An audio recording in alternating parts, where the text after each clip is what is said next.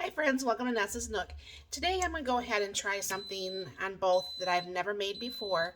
I have made the garlic bites in the steak, but I wanted to make some in the chicken. And also, I'm not a big fan of using rice-a-roni and the such for the rice. I have made the Fox um, rice-a-ronis quite a few different times here. I was looking at quite a few different videos. I'm going to add a little bit of onion to mine because I can. So I am going to be making some um, garlic butter rice here in my Instapot, and then I put a poll out earlier today, and I asked, you guys want to see the garlic chicken in the cast iron, or do you want to see it in the air fryer? You guys chose the cast iron, so that's what it's going to be doing. So I'll bring it down here. I have this started on saute, and what I'm going to be doing is I'm going to add just a little bit of olive oil, and then I'm going to add a little bit of the butter. I thought I had this pre-cut beforehand, but I didn't. All right. The rest of that's going to be used on the chicken anyways, so it's okay. I'm going to go ahead and throw in that little bit of the onions.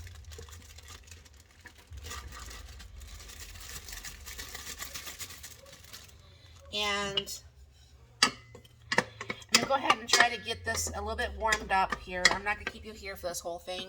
Let me see if I can't, if you can even see in there.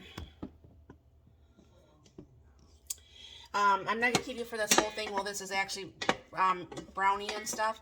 I'll bring you back when I start to doing something else, and we'll see what that's looking like. Alright, so the butter's melted, so I'm going to go ahead and add a little bit of the garlic.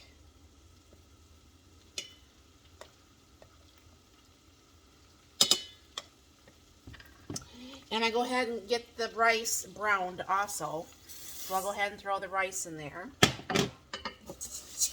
And what I'm going to be doing is I'm just going to go ahead and keep stirring this until I have browned the rice. And that is jasmine rice. And I'm going to go ahead and use the chicken broth for the water. I shake that up. And then you do 2 cups of the broth or 2 cups of water to the 1 cup of rice, which will make the 2 cups of rice. And when that gets done browning, then I'll go ahead and add in the water or the broth and go ahead and get that started. And I'll show you the next step.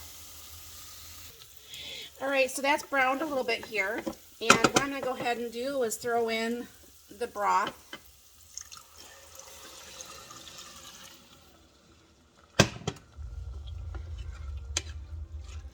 Get all that rice off the sides here.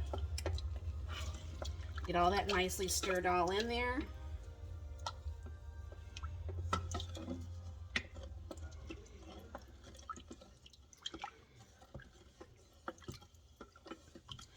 Get that all off the bottom. Now with my rice, what I do is I do not do what everybody else does. I actually, put you back down here. I actually use the, the regular pressure cooker one. And I'm going to put this down to 3 minutes. And I'm going to go ahead and let that manually release by itself. So that will get the rice started here. And I'll bring you over here to get the chicken started. Alright, so I have a little bit of butter in my pan. I go ahead and put some olive oil in there too. And I have this like on medium heat. Hopefully this turns out good because I've never made it. I mean, I know the steak bites taste amazing. Obviously I'm going to have to cook the chicken a little bit longer than the steak because, chicken does take longer because, I mean, you could eat a raw steak where you can't eat raw chicken. So let me get this butter melted, and I will be right back. Because this was a last minute meal idea, I actually had to thaw out my chicken actually on the June, so I did that. So I have some salt, pepper, and paprika, and then I'll go ahead and do the same thing to this side.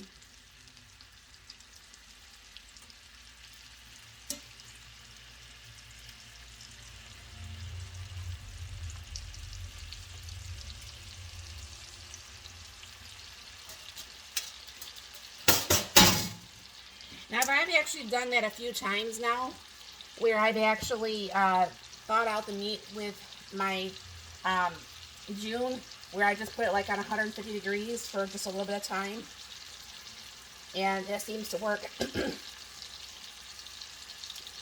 just fine, especially when you're doing it something like this where you don't plan ahead, but you don't want this to be cooked in the June. So then throw a little bit of that salt and pepper. I really do like this new salt and pepper mill, except I would just grab any salt just to go ahead and try it for the review. But I do like the pink Himalayan. So when this is out, I will be, well, before it's out, I will be searching for the pink Himalayan to actually have that in this also. So I'm going to let that go ahead and cook for a few, and I'll be right back. And I did break out my splatter shield. This is below, this is about halfway between low and medium. And it is starting to splatter a little bit. So I don't want to have the mess all over my stove like I have been having when I've been frying things. That's looking really, really nice, guys. It smells good so far, even without the garlic in there. Put that splatter shield back down. And I'll be taking this to the next step here in just a second. Okay, this is getting really close to the 160. So once I put some of this garlic in here and stuff, it's going to be cooking a little bit longer. And it'll usually come up to 165. And try to put some of that garlic through here. I'll be flipping these in just a second as soon as I feel like I've moved that around enough. I'm glad I'm feeling a little bit more confident cooking on this cast iron. And because I don't move my pan all over, I don't feel like I'm scratching my top either. So that's really good.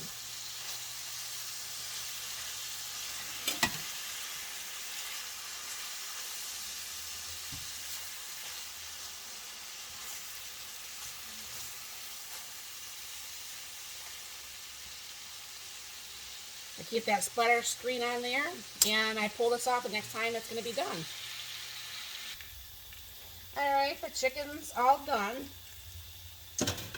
And I'm going to go ahead and throw a couple pieces on here for my husband.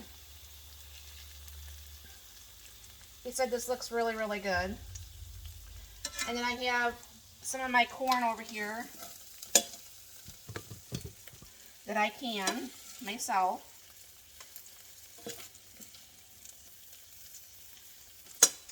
Then the rice is done, and always still do the lid away from you.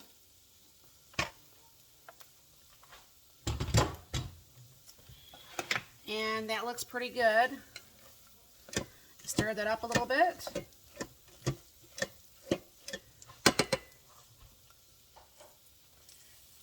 Get some of this on the plate. And there, my friends, there is some garlic rice, garlic butter rice, and garlic butter chicken, and some canned corn, and that's dinner tonight. Have you ever made this before? And if you have, did you do anything differently? Let me know in the comments down below.